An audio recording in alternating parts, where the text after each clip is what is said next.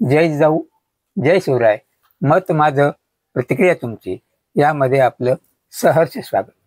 मित्रांनो, मनसे आणि शिवसेना, उद्धव ठाकरे आणि राज ठाकरे या दोन पक्षामध्ये युतीच्या चर्चांनी राज्यामध्ये मोठं वादळ उठलं होतं.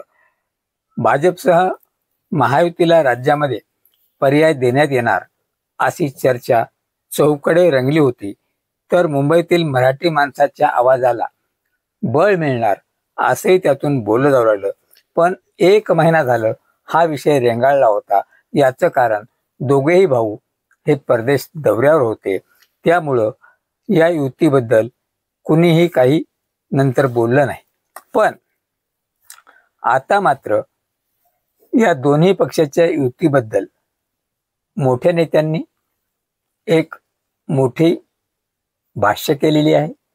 त्यामध्ये उद्धव ठाकरेंची शिवसेना ही युतीसाठी सकारात्मक असल्याचं दिसते.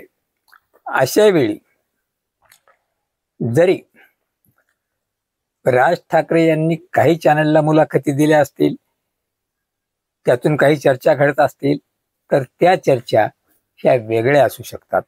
कारण दोघे भाऊ पडद्यामागे जे काही बोलणी चालू आहे त्या बोलणीमध्ये आणि समोर आल्यावर जे बोलतात यामध्ये फरक आहे. ज्याप्रमाणे महायुतीमध्ये एकनाथ शिंदे, अजित पवार आणि देवेंद्र फडणवीस समोरासमोर गोड बोलताना दिसतात, पण आतमध्ये महायुतीत सुद्धा तिढा कायम आहे. त्यांचं पानही बाजूला सरकत नाही की एकमेकावर कुरघोड्यात चालू असतात. अशा वेळी एकनाथ शिंदे आणि फडणवीस समोर आल्यावर जसे गोड बोलतात, पण वास्तवात तसं नाही.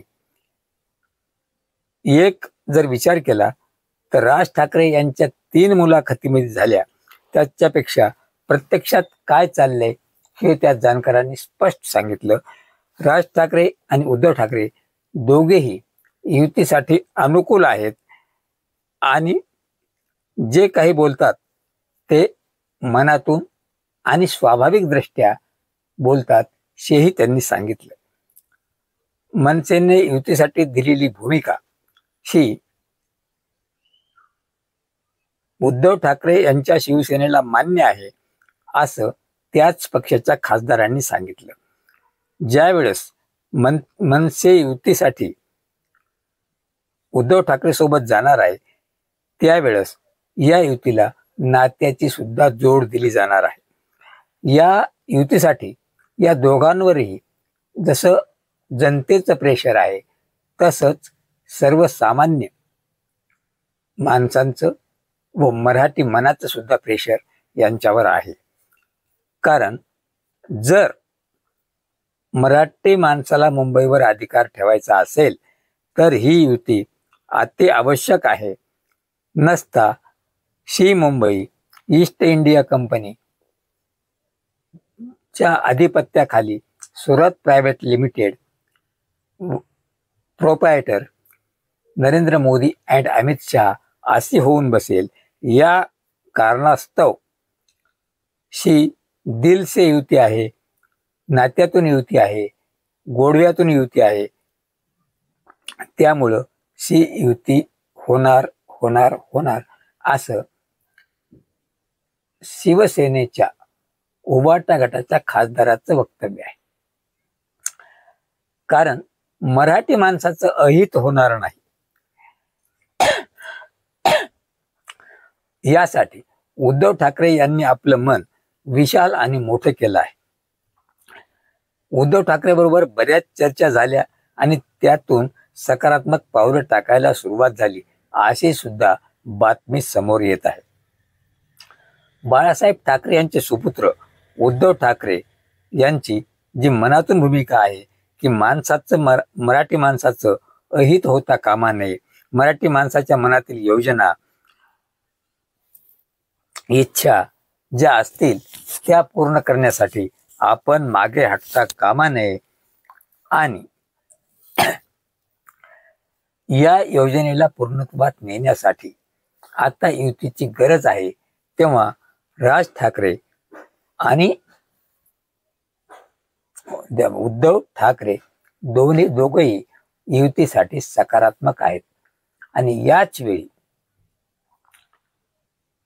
जर ही युती झाली तर महाराष्ट्रातल्या प्रत्येक माणसाला आनंदच होईल.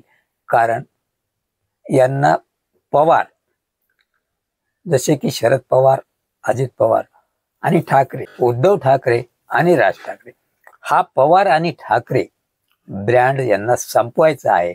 पण हा ब्रँड काही केल्यास संपणार नाही, असं खुद्द राज ठाकरे यांनी डरकाळी फोडून सांगितलंय.